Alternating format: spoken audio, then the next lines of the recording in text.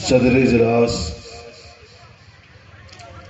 ممبر نور پہ رونق افروز علماء کرام، حفاظ، قراء، شعراء نعت اور جملہ حاضرین بزم، خواتین اور حضرات، السلام علیکم ورحمۃ اللہ وبرکاتہ۔ نحمدہ ونصلی علی رسولہ الکریم، اما بعد۔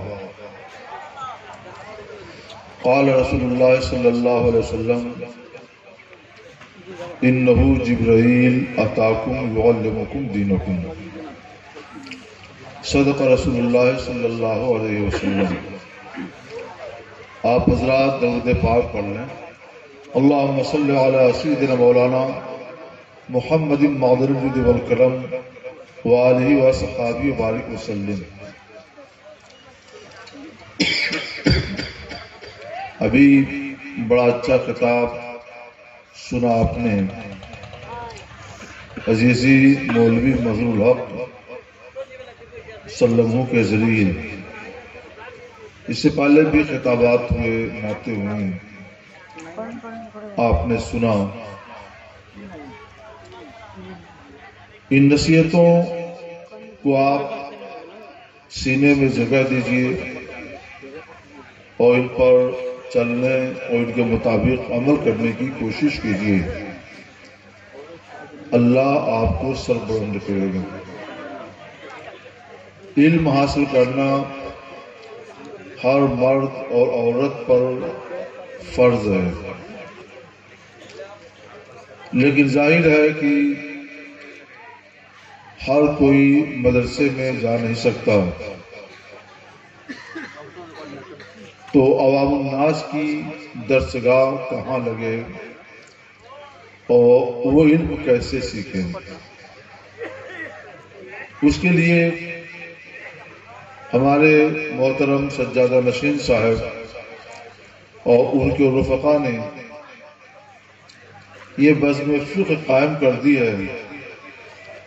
آپ آئیے، ان کی باتیں سنیے، انشاءاللہ ان سے فیضیاب ہوں گے۔ بزرگوں کے ساتھ جڑے رہیے، ان سے جڑے رہنے میں بڑی بھلائی ہے۔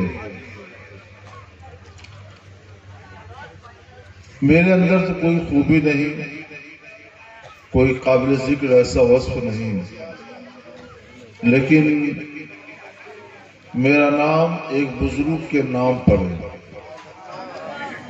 محبوب الہی نظام الدین اولیاء رحمۃ اللہ علیہ۔ تو اس نام کی نسبت کا کچھ فیض آپ محسوس کرتے ہیں۔ اگر نام کی نسبت کا اتنا بڑا فیض ہو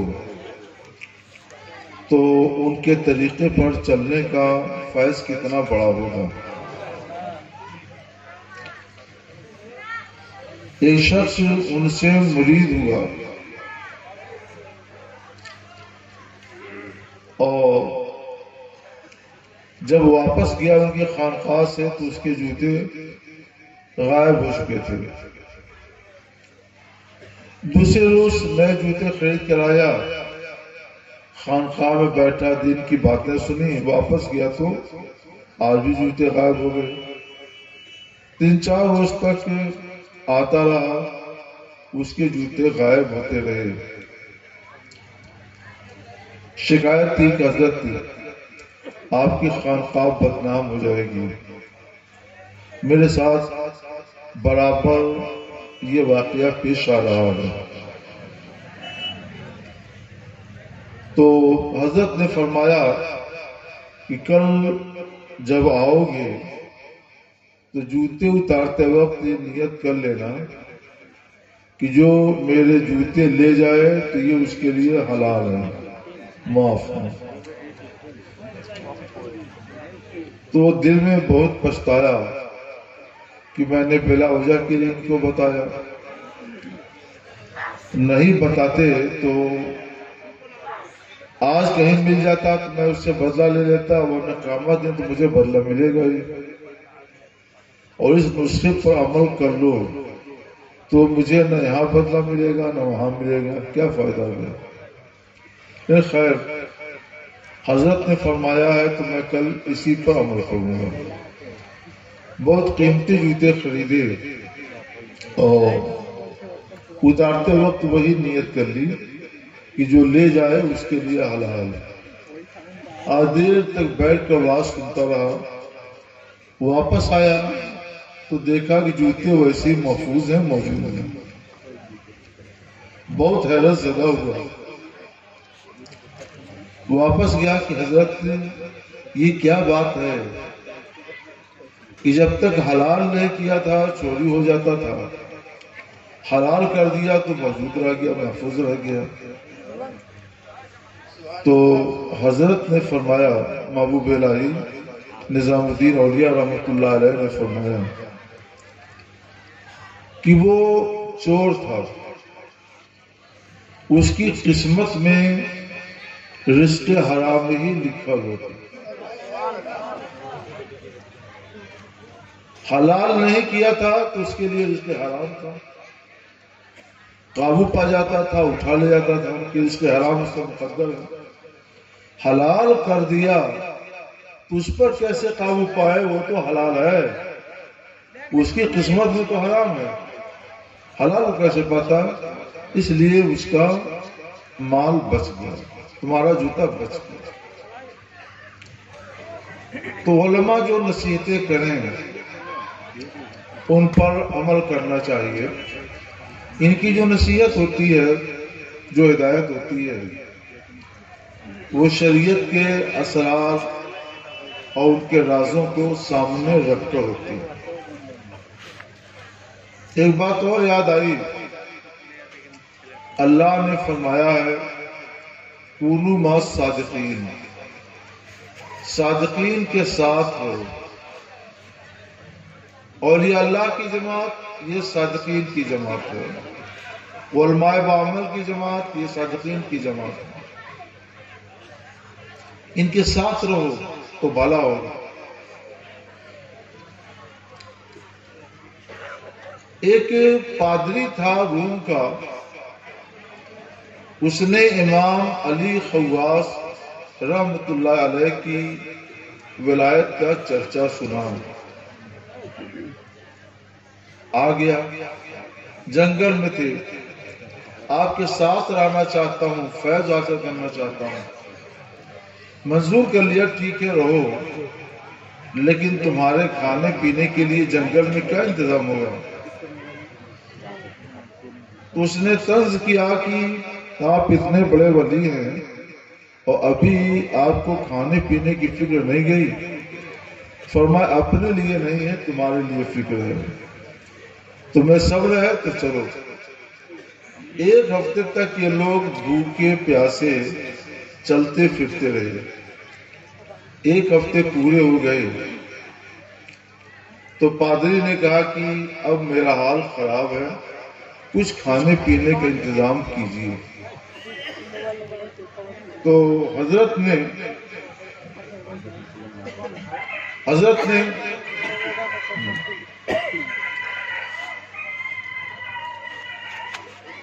2 رکعت نماز پڑھی اور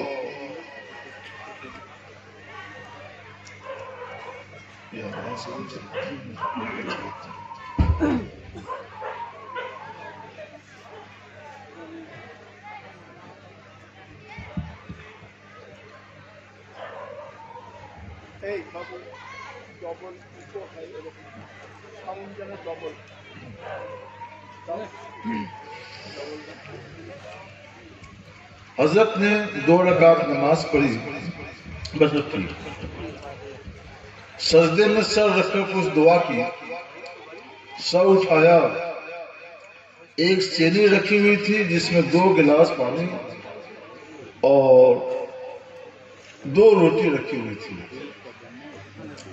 ایک روٹی اور 1 گلاس پانی اس کو دیا، 1 روٹی 1 گلاس پانی خود لیا، اور 1 ہفتے کے بھوکے پیاسے سیراب ہو گئے 1 روٹی اور 1 گلاس پانی سے۔ میں نے پہلے پڑھا تو حیرت ہوئی، ایک ہفتے کا بھوکا پیاسا ایک روٹی اور ایک گلاس پانی سے کیسے سیراب ہوا؟ تو اللہ نے مجھے اپنے محبوبوں کی بارگاہ سے مجھ کو یہ سمجھ دیا۔ 1996 میں پہلی بار حج کے لیے گیا۔ عشق رسول اعلیٰ حضرت امام احمد رضا علیہ رحمت و رضوان کی کتاب میں پڑھا تھا کہ 2 نبی آج بھی آسمان میں زندہ ہیں، یعنی ان کو موت آئی نہیں۔ حضرت عیسیٰ علیہ نبینا علیہ السلام اور حضرت ادریس علیہ نبینا علیہ السلام، اور 2 نبی زمین میں بھی زندہ ہیں، انہیں موت نہیں آئی، حضرت خضر علیہ السلام اور حضرت الیاس علیہ نبینا علیہ السلام۔ یہ زمین والے 2 نبیوں کے بارے میں حضرت علیہ رحمت لکھا ہے کہ یہ لوگ کہیں بھی رہیں، حج ہو گئی تھی تو میں نے فیصلہ کیا کہ کھانا تو نہیں لیکن ناشتہ میں روزانہ آب زمزم کا کروں۔ تو طواف کے بعد، فجر کے بعد طواف کر کے چاہے زمزم شریف پہ جاتا تھا اور جی بھر کے یہی ناشتہ کر لیتا تھا۔ باہر نکل کر 1 ریال کی ایک چائے پی لیا اور تقریباً 12 بجے دن تک یہ کافی ہوتا تھا، جب تک کھانا مل جاتا تھا میرا کام چلتا رہا۔ اور فوج میں حاضر ہوئی تو خیال آیا کہ دونوں حضرات آئے ہوں گے، میرا ملاقات کیسے ہوگی؟ لاکھوں کی بھیڑ میں ملاقات کیسے ہو، کون پہچانے؟ وہاں سے واپسی ہوئی تو میں نے سوچا ان کو پہچان نہیں سکتا، ان سے ملاقات نہیں ہو سکتی، تو کم سے کم ان کی سنت پر عمل تو کر سکتے ہیں۔ وہ لوگ سال بھر کے واسطے اب زمزم شریف کھا لیتے ہیں، پی لیتے ہیں، ہم ناشتہ کرتے تھے، آج ناشتہ بھی اسی کریں گے، کھانا بھی اسی کھائیں گے۔ تو جب ظہر کا وقت ہوا تو میں واپس آیا کعبہ شریف، طواف کیا اور کھانے جگہ میں نے جا کر کے وہی اب زمزم شریف جی بھر کے پی لیا، کچھ اوپر گرایا، کچھ پیا، آسودہ ہو گیا ماشاءاللہ۔ اور پھر میں اپنے کمرے کی طرف چلا، اس میں 1-1.5 گھنٹے گزر گئے تھے اور بہت آسودہ حال، بھوک کا کوئی احساس نہیں۔ میں کیا دیکھتا ہوں، مسجد حرام شریف میں 2 آدمی ایک کے پیچھے تیزی کے ساتھ آ رہے ہیں، نظر پڑی تو میں انہیں دیکھتا رہا، وہ لوگ آگے بڑھے، پہلے ایک نے مجھے سینے سے لگایا، بڑی محبت کے ساتھ معانقہ کیا، پیٹھ تھپتھپائی۔ میں نے سوچا کہ ابھی سے میں پوچھتا ہوں کہ آپ کون ہیں، کہاں سے حج کے لیے آئے ہیں، اتنی محبت کا مظاہرہ کیوں کیا؟ مگر وہ چھوڑتے ہی فوراً نکل گئے، میں پوچھ نہیں سکا۔ جب تک دوسرے نے بھی وہی برتاؤ کیا، سوچا ان سے ضرور پوچھیں گے، مگر انہوں نے بھی پیٹھ تھپتھپائی، معانقہ کیا، میں پوچھ نہیں سکا، وہ بھی فوراً چھوڑ کر آگے بڑھ گئے۔ میں حیرت سے دونوں کو دیکھتا رہا، پھر تھوڑی ہی دیر میں وہ لوگ مجمع میں کہیں کھو گئے۔ پھر میں یہ سوچتے ہوئے آگے بڑھا کہ کہیں یہ وہی لوگ تو نہیں ہیں جن کی سنت پر میں نے آج عمل کیا ہے۔ تو دل میں بار بار اس کا احساس رہا، اور آج بھی جب سوچتا ہوں تو انہی کا احساس دل میں پیدا ہوتا ہے۔ میں کہنا یہ چاہتا ہوں، پانی تو پانی ہے، پی لیا تو کھانا ہی بن گیا اور پانی بھی بن گیا۔ وہ حضرات پی لیتے تھے تو سال بھر کے لیے کھانا بھی بن جاتا تھا، پانی بھی بن جاتا تھا۔ اچھا، ایک مرتبہ مجھ کو شروع میں دقت ہوئی کہ پانی وہ ٹھنڈا ہوتا ہے تو پینے کے بعد پیشاب بہت جلدی حاجت ہوتی تھی، تو یہ ہوا کہ نہیں پی سکیں گے۔ پھر سوچا نہیں پیے کیوں نہیں، سرکار فرماتے ہیں ماؤ زمزمہ لما شرب لہ، آب زمزم جس مقصد کے لیے پیا جائے مقصد پورا ہو گیا۔ تو ایک دن آب زمزم اس نیت سے پیے کہ ناشتہ بنے مگر پیشاب زیادہ نہ لگے، تو اسی نیت سے کیا اور الحمدللہ بہت اچھا ہو گیا، اللہ نے کامیابی عطا فرمائی۔ اس سے مجھے سمجھ میں آیا ہم تو گنہگار ہیں، اگر اللہ نے کسی ولی کے لیے یہ کرم فرما دے کہ ایک روٹی ایک گلاس پانی ہفتے بھر کا کھانا پانی بن جائے، وہ آسودہ ہو جائے، تو کون سی بڑی بات ہے؟ یہ ولیوں کی برکت ہوتی ہے۔ چلتے رہے وہ لوگ، پھر چلتے رہے۔ جب دوسرا ہفتہ آیا تو امام علی خواص فرماتے ہیں کہ میں نے سوچا کہ ایک ہی ہفتہ صبر کرتا ہی ہے، تو میں نے کہا دیکھو پچھلے ہفتے میں نے منگایا تھا، اب تمہاری باری ہے۔ کہا ٹھیک ہے، اس نے بھی 2 رکعت نماز پڑھی، وہ پادری تھا، اس کو نماز سے کیا مطلب؟ نماز پڑھی، کچھ دعا کیا، سر سجدے میں رکھ کر سو اٹھایا تو ڈبل کھانا ہوتا، 2 سینی، اور ہر سینی میں 2 روٹی اور 2 گلاس پانی۔ ہنستے ہوئے کہا حضرت لیجیے، آپ 1 سینی پوری کھا جائیے، 1 سینی میں کھاؤں گا۔ حضرت نے کہا پادری کا منگایا ہوا کھانا میں چھو نہیں سکتا، کھانا تو بہت دور کی بات ہے۔ تو اس نے کہا کہ آپ کھانا کھائیے، میں آپ کو 2 بشارتیں، 2 خوشخبری سناؤں گا۔ فرمایا پہلی خوشخبری سناؤ، پھر سوچوں گا۔ اس نے کہا پہلی خوشخبری تو یہ ہے کہ ہاتھ بڑھائیے۔ ہاتھ بڑھایا، ان کے ہاتھوں کو اپنے ہاتھوں میں لیا اور بلند آواز سے پکارا اشہد ان لا الہ الا اللہ واشہد ان محمد رسول اللہ صلی اللہ علیہ وسلم۔ پوچھا دوسری خوشخبری؟ کہا دوسری خوشخبری یہ ہے کہ آپ اللہ کے سچے ولی ہیں۔ پوچھا تمہاری زندگی میں یہ انقلاب کیسے آیا؟ کہا آپ کی صحبت کی برکت سے، میرے پاس کچھ تھا نہیں، لیکن آپ کی صحبت میں رہنے کی برکت سے میرے دل کی دنیا میں پہلے ہی انقلاب آ گیا تھا، کفر کی تاریکی چھٹ گئی تھی اور اسلام کا سویرا پھیل رہا تھا۔ نشانی دیکھنا چاہ رہا تھا تو میں نے نشانی دیکھ لی، سجدے میں سر رکھ کر میں نے دعا بس یہ کی تھی کہ رات میں مذہب اسلام سچا مذہب ہے تو پچھلے ہفتے جتنا کھانا آیا تھا اتنا ہی بھیج دے، اور یہ سچے ولی ہیں تو ڈبل کھانا بھیج دے۔ ڈبل کھانا دے کر مجھے یقین ہو گیا کہ مذہب اسلام سچا مذہب ہے اور آپ سچے ولی ہیں۔ اتنا بڑا انقلاب صادق کی صحبت میں رہنے کی برکت سے ہو سکتا ہے۔ ایک پادری مسلمان ہو جائے، کلمہ اسلام کا اعلان کر دے، تو آپ تو الحمدللہ کلمہ پڑھتے ہیں، مسلمان ہیں۔ اگر ان علماء صالحین کی صحبت میں رہیں، ان کا دامن پکڑے رہیں، تو آپ کی زندگی میں ضرور بہتر انقلاب آئے گا۔ یہ جنت میں جائیں گے تو آپ بھی ان کے ساتھ انشاءاللہ جنت میں جائیں گے۔ تو ہم آج اس خانقاہ سے یہ پیغام آپ کو دیتے ہیں، علماء اہل سنت سے جڑے رہیے، ان کی باتیں سنیے، انہی کی پیروی کیجیے، انشاءاللہ ان کے ساتھ میں رہنا آپ کے لیے نجات کا سبب بنے۔ انہی سے مسئلے پوچھیے، انہی سے رہنمائی حاصل کیجیے، انہی کے ساتھ رہیے، بد مذہبوں سے دور رہیے۔ ان کے ہاں شادی بیاہ نہیں کرنا چاہیے، ان کے ساتھ اٹھنا بیٹھنا بھی نہیں چاہیے۔ علماء اہل سنت کے ساتھ رہیے اور یہ جو دین کی باتیں بتائیں ان کے مطابق عمل کریں۔ یہ جو 2-3 باتیں میں نے بتائی ان کا تعلق بھی سوال و جواب ہی سے ہے۔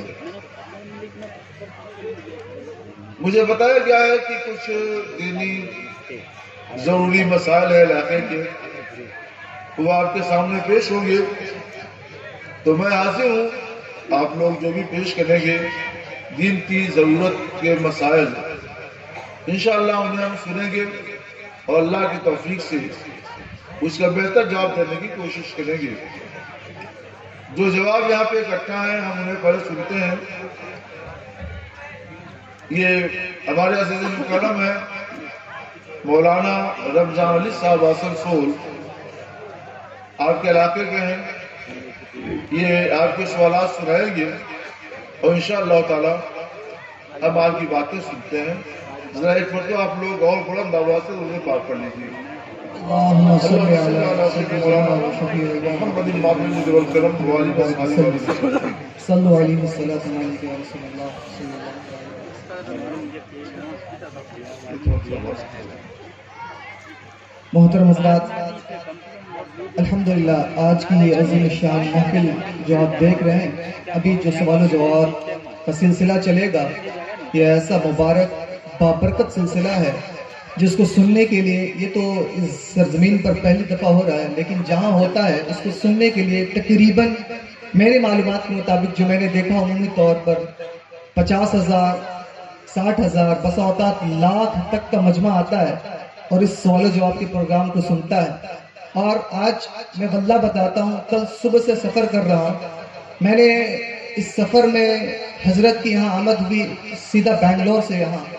میں بتاؤں یہاں ان کی آمد جانتے کیسے ہوئی؟ اگر میں پوری تفصیل بتاؤں گا تو ایک بات صاف ظاہر ہو جائے گی کہ ہم جس اللہ والے کی بارگاہ میں حاضر آئے ہیں، صرف اس اللہ والے کا کرم ہے کہ انہیں نے بلا لیا. تو ہم الحمدللہ آل رسول کے قدموں میں حاضر آئے ہیں. آل رسول کے قدموں سے جڑے رہیں، آل رسول کے قدموں سے آپ ہمیشہ چمٹے رہیں کہ انشاءاللہ یہ آل رسول اور یہ علماء آپ کو ضرور جنت میں لے جائیں گے. یہ علماء آپ کو ضرور جنت میں لے جائیں گے اور انشاءاللہ تعالی اس خانقاہ سے جڑے رہیں تو انشاءاللہ ہمارا ضرور مقدر جنت ہوگا. چند سوالات ہیں، آپ غور سے سماعت کریں، حضور اس کا جواب عنایت فرمائیں گے. پہلا سوال حضور یہ ہے کہ چونکہ ہم بنگال میں رہتے ہیں تو بہت سارے لوگ بنگلہ میں قرآن کریم پڑھتے ہیں، تو کیا بنگلہ میں قرآن کریم پڑھنے سے قرآن پڑھنے کا ثواب مل جائے گا؟ بنگلہ میں اگر قرآن کریم پڑھا جائے تو کیا قرآن کریم کے آتے ہیں بھی جی بنگلہ میں پڑھی جائے تو کیا بنگلہ میں قرآن پڑھنے کا ثواب مل جائے گا؟ اس پہ شریعت کا حکم یہ ہے اس کے بارے میں کہ قرآن پاک کی جو آیتیں ہیں وہ تو عربی ہی میں رہیں گی. عربی قرآن کی زبان ہے، حدیث کی زبان ہے، جنت میں اور جنت کی زبان ہے، تو اس زبان کو نہ بدلا جائے. ترجمہ بنگالی میں کر سکتے ہیں، ہندی میں کر سکتے ہیں، اردو میں کر سکتے ہیں، انگریزی میں کر سکتے ہیں، ترجمہ کی اجازت ہے. لیکن جو اصل قرآن کی آیت ہے جو عربی زبان میں ہے اس کو ہندی، اردو، بنگلہ کسی بھی زبان میں نہیں کرنا چاہیے. جنہوں نے کیا ان کو اس سے بچنا چاہیے.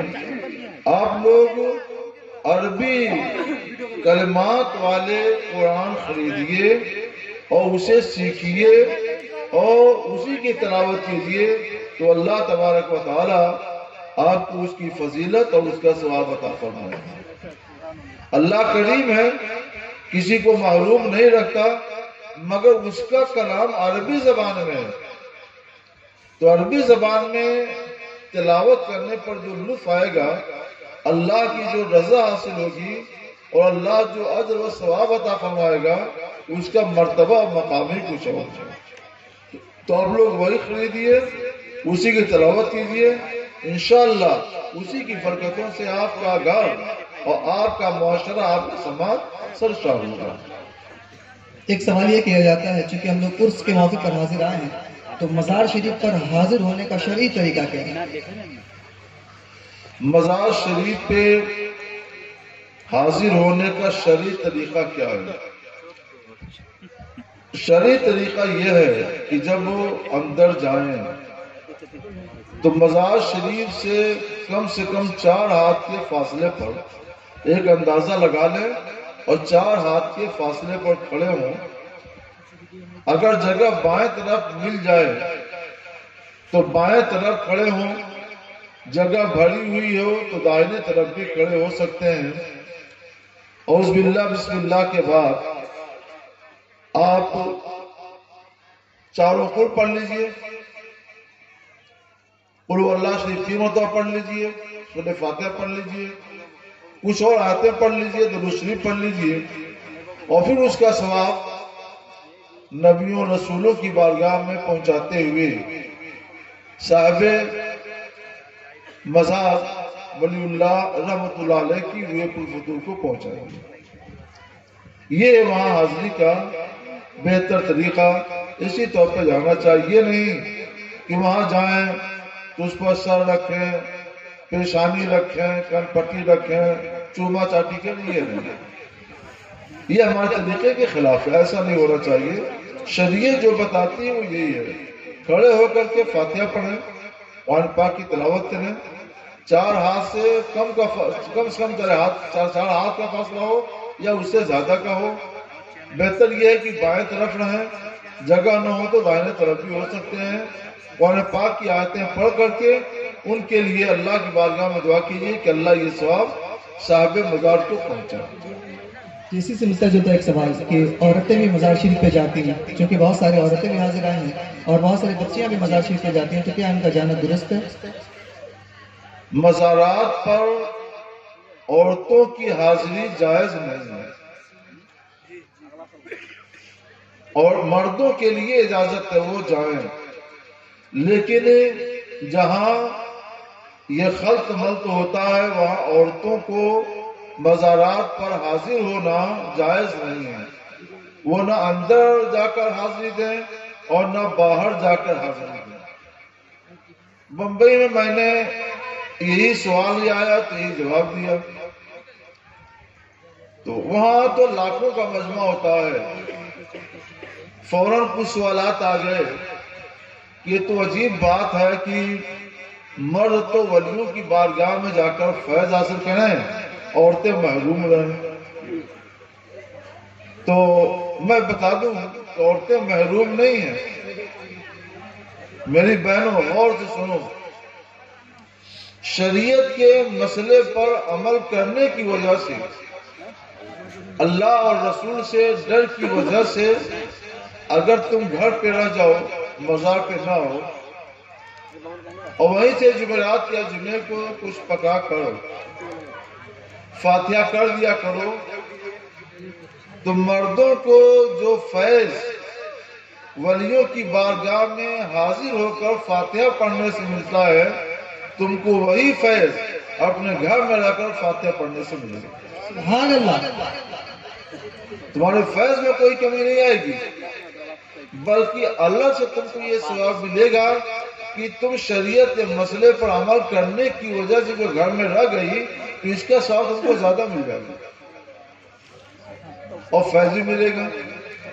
تو ثواب بھی کماؤ، فیض بھی حاصل کرو، اور شریعت پر عمل کرتے ہوئے مزارات پر حاضری ہو۔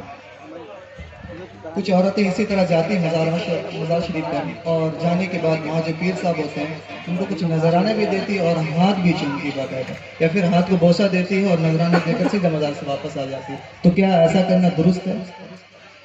اچھا، پیر صاحب کا ہاتھ؟ جی، پیر صاحب کا ہاتھ چومتی ہے اور نذرانے بھی دیتی ہے اور پھر سیدھا واپس آ جاتی ہے۔ پیر صاحب اگر شوہر ہیں اس کے تو ہاتھ چوم سکتی ہیں، چاہے گھر میں چومیں چاہے باہر چومیں، اور شوہر نہیں ہے تو وہ پیر صاحب ہیں مگر اجنبی ہیں، ان کا ہاتھ پکڑنا، ان کا ہاتھ چومنا یہ جائز نہیں ہے۔ انہی سب سے بچنے کا انتظام کیا ہے شریعت نے کہ وہاں تم جاؤ ہی نہیں، سارا کام گھر پہ رہ کر کرو اور فیض حاصل کرو، وہاں مت جاؤ۔ حضور سید عالم صلی اللہ علیہ وسلم کا مرتبہ تو سب سے اونچا، معصوم رحمت للعالمین، وہ عورتوں کو مرید کرتے تھے تو کبھی آپ نے کسی عورت کا ہاتھ پکڑ کر مرید نہیں کیا ہے، اور کسی عورت نے حضور کا ہاتھ نہیں پکڑا، نہیں چوما ہے، مردوں نے پکڑا ہے، مردوں نے چوما ہے، مگر کسی عورت نے کبھی بھی رسول اللہ صلی اللہ علیہ وسلم کا ہاتھ نہ پکڑا نہ چوما۔ ایسی دور دور سے بیعت ہوئی ہے۔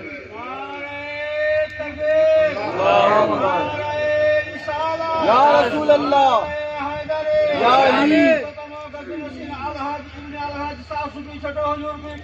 زندہ باد، زندہ باد۔ जिंदाबाद जिंदाबाद जिंदाबाद। इसलिए याद रखो, कभी मज़ार शरीफ पर हाजिरी देने के लिए मत जाओ।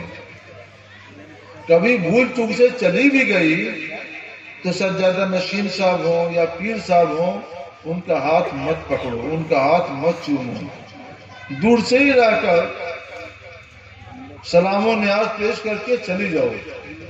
और कोशिश ये हो तुम आओ ही नहीं, घर पे रहकर वहीं पे कुछ पका लो, कुछ शीरीनी वगैरह। यहाँ तो माशाल्लाह किस्म किस्म के हलवे तैयार होते हैं। आज मैं आया तो इतने किस्म के हलवे आए कि माशाल्लाह देख कर ही जी भर गया। सुभान अल्लाह। बगैर शब बारात के। और मैं शुगर का मरीज हूँ। एक जमाने से मैंने ये सब नहीं खाया था, मैं इतना शानदार था, मैं खिलाओ थोड़ा थोड़ा चकी देंगे। तो तुमको तो माशाल्लाह महारत है अच्छा हलवा पकाने की।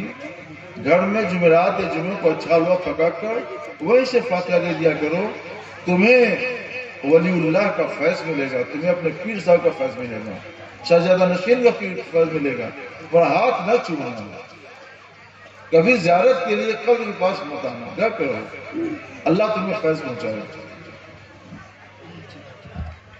यहाँ चूंकि गवर्नमेंट की तरफ से लक्ष्मी भंडार की तरफ एक स्कीम है, तो उसमें औरतों को पैसा दिया जाता है, तकरीबन 1000 या 500 हर महीने दिया जाता है। तो क्या उसका इस्तेमाल करना दुरुस्त है? गवर्नमेंट की तरफ से औरतों को जो अतिया दिया जाता है 1000, 500, 2000, 4000, 500 जो भी मिलता है, तो ये गवर्नमेंट की तरफ से अपनी रियाया की इमदाद है। मर्द कमाते हैं, उनको कमाना ही चाहिए, तो उन्हें क्यों दे हुकूमत?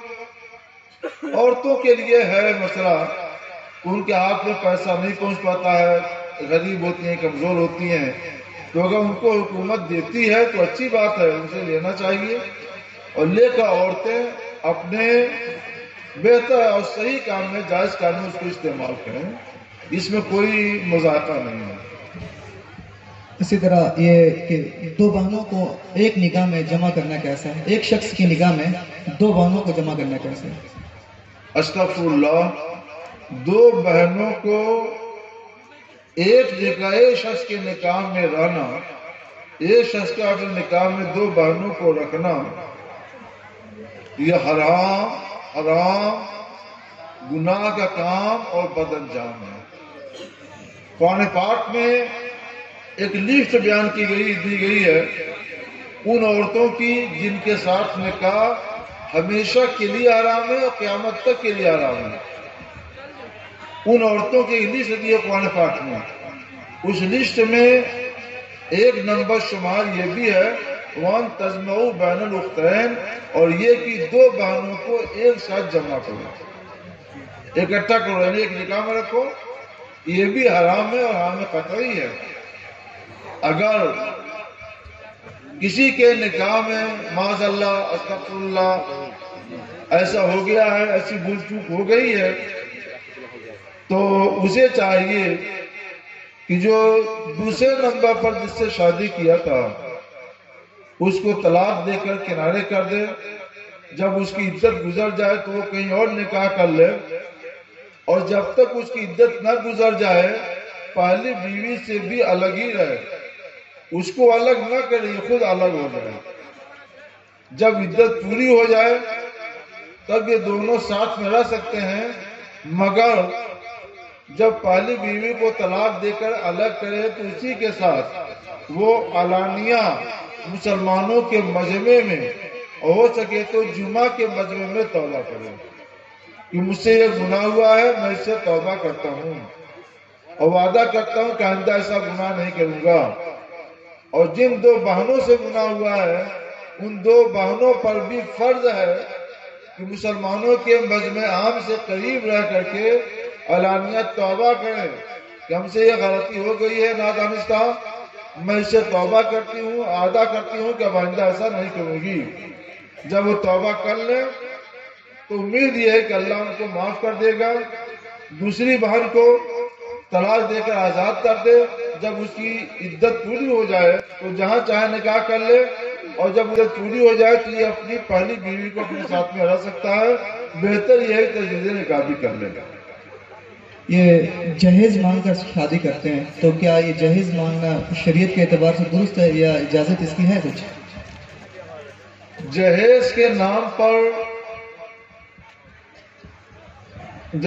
نام پہ لڑکے کی طرف سے لڑکی والوں سے جو مطالبہ ہوتا ہے یہ رشوت ہے اور حرام ہوا گناہ۔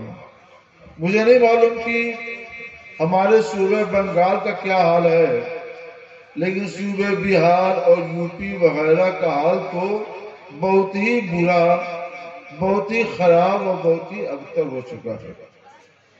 اور حال یہ ہے کہ باقاعدہ فرمائش ہوتی ہے لڑکے کی طرف سے، اور بڑی بڑی فرمائشیں ہوتی ہیں، اور ہر ایک تو فرمائش پوری نہیں کر سکتا۔ ہر لڑکی کے پاس اتنی دولت کہاں، تو کتنی لڑکیاں ہیں جو اپنے گھروں میں بیٹھی رہ جاتی ہیں 30 سال 35 سال۔ ایک لڑکی کے بارے میں معلومات 40 سال سے زیادہ ہو گیا شادی نہیں ہوئی، اور اپنے گھر میں ڈپریشن کی شکار ہے۔ اتنا بڑا ظلم ہو رہا ہے لڑکیوں کے ساتھ۔ اب اس میں ہوتا کیا ہے، جب شادی نہیں ہوئی، شادی کی ایک عمر ہے، صبر کر گئے تو ڈپریشن کا شکار، صبر نہیں کیا اور جنسی آوارگی کر لی تو کبھی بھی ہماری قوم کا سر شرم سے جھک سکتا ہے اور جھک جاتا ہے۔ کبھی کبھی وہ مذہب اسلام کو چھوڑ کر کسی اور مذہب کی طرف چلی جاتی ہے۔ اس میں جہیز نے کتنی تباہی مچائی ہے، اس کا اندازہ آپ کو کبھی تنہائی میں بیٹھ کر کرنا چاہیے۔ میں نے سوچا کہ اتنی بڑی تباہی اور جہیز کی یہ لعنت ہمارے سماج میں کیسے آئی۔ پہلے تو ہمارا سماج جہیز کی اس جبری لعنت سے پاک تھا، یہ لعنت آئی کہاں سے؟ غور کرنے پر سمجھ میں آیا یہ لعنت آئی ہے اس راستے سے کہ بہنوں کا شریعت نے ماں باپ کے میراث میں چھوڑے ہوئے مال میں حق رکھا ہے، للذکر مثل حظ الانثیین، کہ بھائی کو دگنا دیا جائے، بہن کو آدھا دیا جائے۔ بھائی کو دگنا اس لیے کہ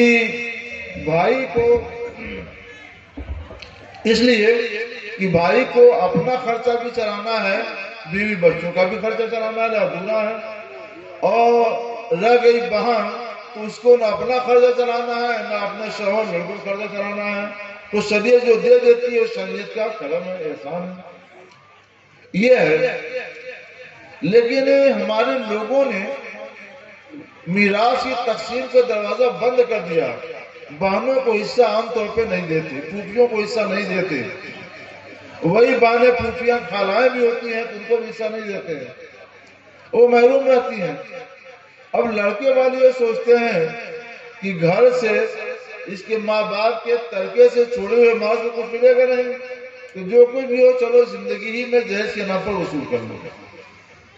اب جہیز کی لعنت آئی، جہیز اتنا دے نہیں سکتے ہیں تو لڑکیوں میں تباہی آئی کہ کسی کے ساتھ بھی جنسی تسکین کے لیے وہ جانے کا فیصلہ کر لیتی ہیں، اور پھر پورا سماج گندا ہوتا ہے، پورے سماج کے سب شرم سے جھک جاتا ہے۔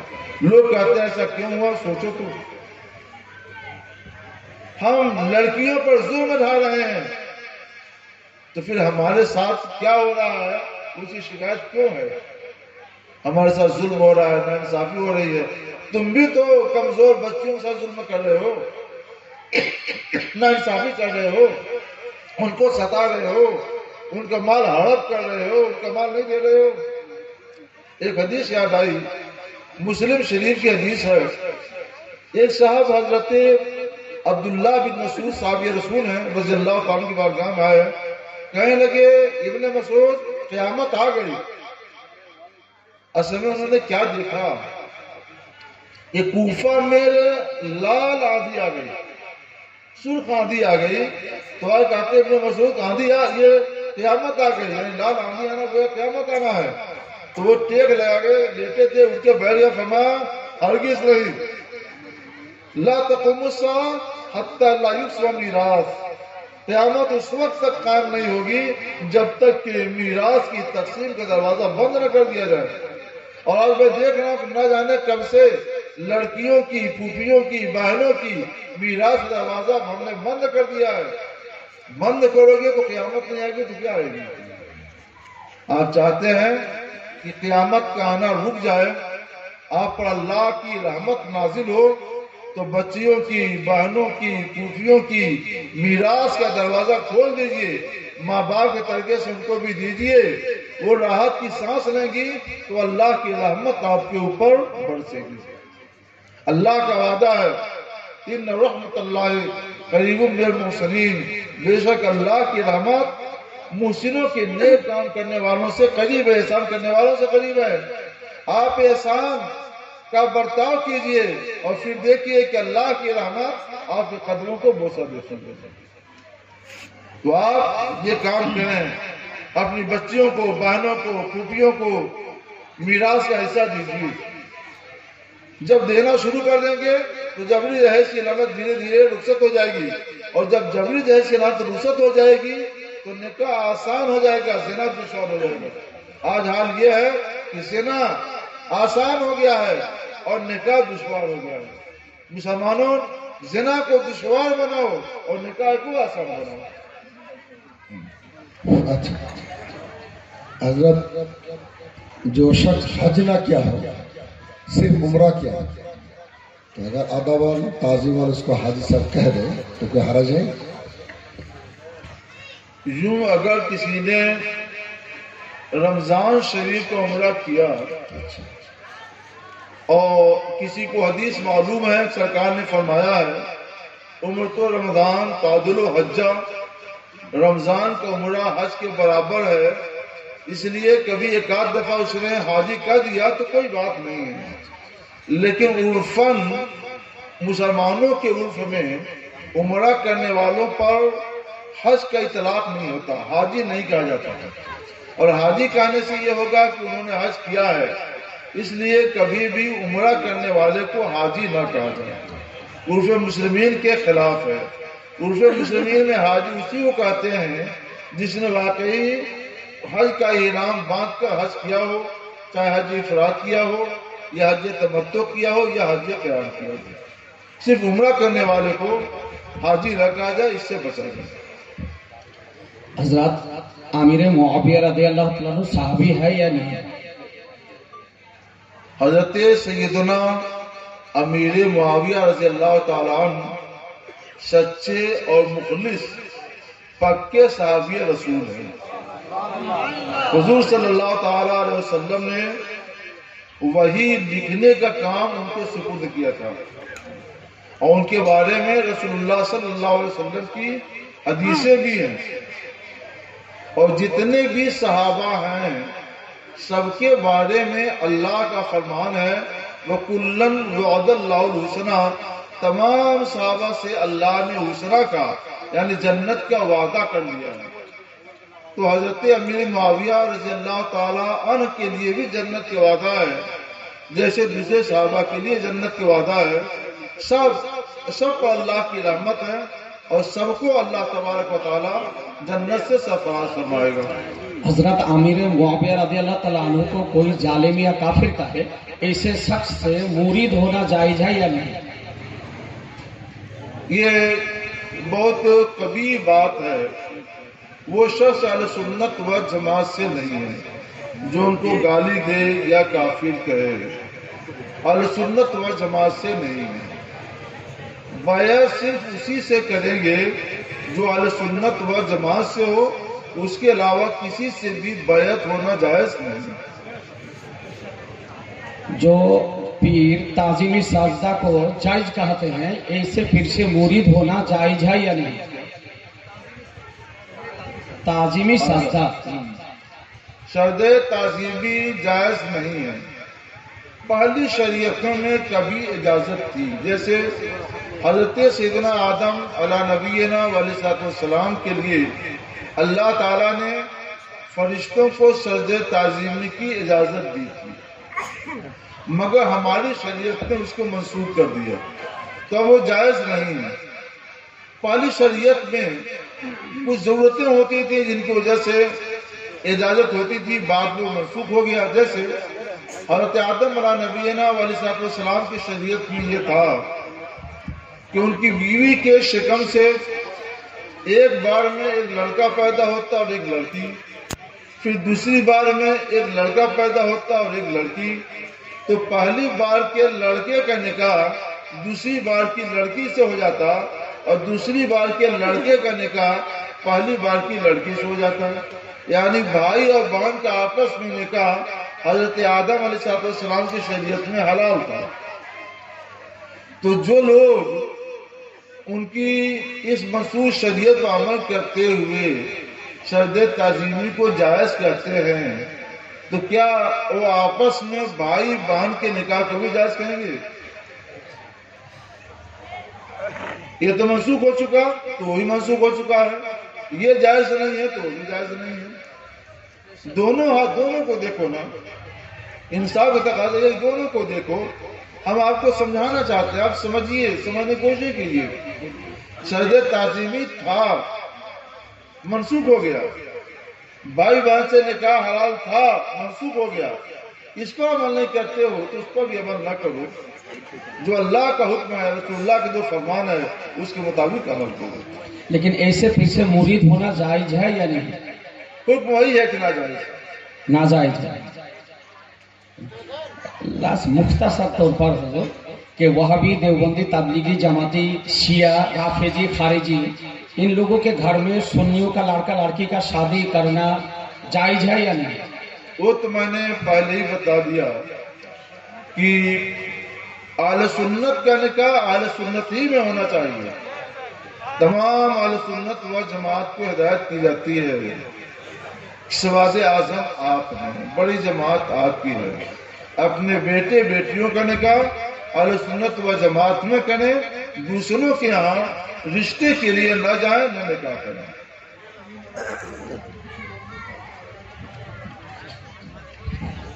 صرف آخری سوال حضرت، یہ سیشن ختم ہو جائے گا، وہ آپ کے تعلق سے کہ آپ سے اعلیٰ حضرت سے کیا نسبت ہے؟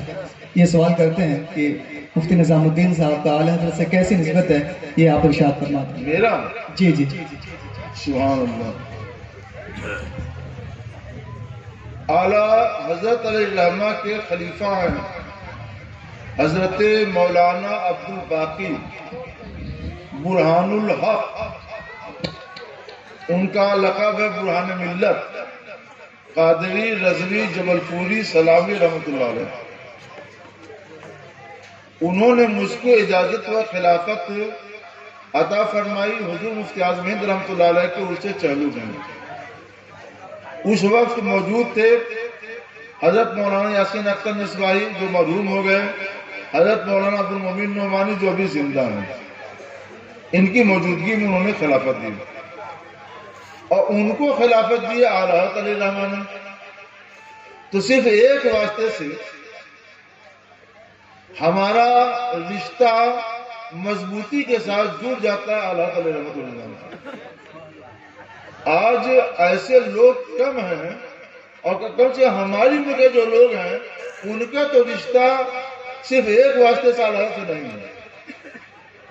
جن کی عمر 70، 80، 90 سال کی ہو وہ الگ چیز ہے، وہ تو بہت بڑے ہیں، لیکن جن کی عمر میری جیسی ہے، میری عمر اس وقت 67 سال مکمل ہو رہی ہے، تو جن کی عمر اس حد کو ہے، تو میرے خیال سے میرا رشتہ اعلیٰ حضرت علیہ الرحمہ سے بہت ہی عالی اور بہت ہی مضبوط ہے۔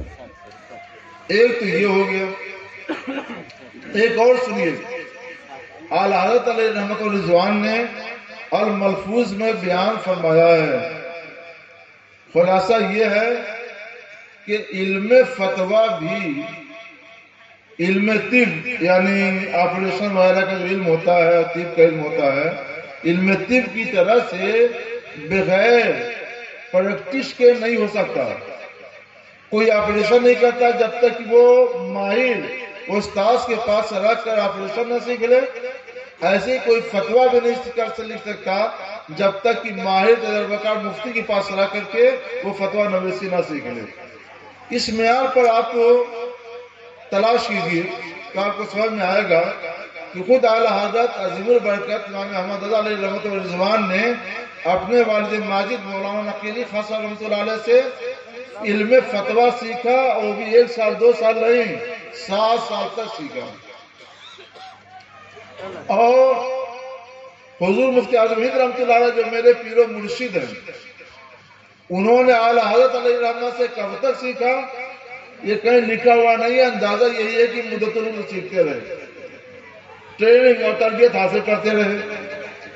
اور حضور مفتی اعظم ہند رحمۃ اللہ علیہ سے میرے استاد حضرت مولانا مفتی محمد شریف الحق امجدی رحمۃ اللہ علیہ نے 11 سال 3 مہینے فتویٰ سیکھا۔ کتنا سیکھا؟ 11 سال 3 مہینے تک سیکھا۔ اور حضرت شاہ بخاری رحمۃ اللہ علیہ سے میں نے 20 سال تک فتویٰ نویسی سیکھی ہے۔ تو علم الفتویٰ سیکھنے کی ایک روایت ہے جو اعلیٰ حضرت علیہ رحمہ کی ہدایت ہے۔ اس ہدایت کے معیار پر دیکھو تو آج کی مفتیوں میں الحمدللہ میں نمبر 1 پر آؤں گا۔ اعلیٰ حضرت کی اس ہدایت پر عمل کرنے والا نمبر 1 پر اگر کوئی نظر آئے گا کہ واقعی اس نے ماہر تجربہ کار مفتی کے پاس فتویٰ نویسی سیکھی ہو تو ایک بندے اس وقت شاید کم لوگ ملے۔ تو میں نے 20 سال تک فتویٰ نویسی سیکھی شاہ بخاری رحمۃ اللہ علیہ کے پاس، انہوں نے 11 سال 3 مہینے فتویٰ نویسی سیکھی حضور مفتی اعظم ہند رحمۃ اللہ علیہ کے پاس، اور انہوں نے اعلیٰ علیہ رحمہ سے جب تک اعلیٰ علیہ رحمہ رہے تربیت حاصل کرتے رہے، اور اعلیٰ علیہ رحمہ نے 7 سال تک فتویٰ نویسی سیکھی اپنے والد ماجد رحمۃ اللہ علیہ سے۔ تو یہ جو سلسلہ ہے فتویٰ سیکھنے کا وہی سلسلے میں زیادہ ہے اور بہت ہی مضبوط ہے، یہ وہ مضبوط سند ہے، وہ مضبوط سلسلہ ہے جو دوسری جگہوں پہ کم نظر آتا ہے۔ تو الحمدللہ اعلیٰ علیہ رحمہ سے ہمارا رشتہ کیا اجازت و خلافت سے یا کیا تربیت فتویٰ نویسی سے ہر حیثیت سے مضبوط ہے اور مضبوط تر ہے۔ اچھا، اور ایک چیز اور بتا دوں میں آپ کو، ہماری جتنی بھی تحقیقات ہیں ساری تحقیقات کا منتہا اعلیٰ علیہ رحمہ کی تحقیقات ہے۔ ہم نے فتاوی رضویہ سے ہٹ کر کچھ نہیں کیا، جو بھی تحقیق ہے تحقیق کرتے ہیں، اور جب فتاوی رضویہ میں ہم کو اس کا صحیح پتہ چل جاتا ہے تو اس کی بنیاد پر پھر ہم اپنے فتوے کو اور اپنی تحقیق کو حرف آخر کی شکل دیتے ہیں۔ فرق ہے سمجھنے کا، ٹھیک ہے؟ دعا فرمائیے، ربنا آتنا فی الدنیا حسنۃ وفی الآخرۃ حسنۃ وقنا عذاب النار۔ یا اللہ،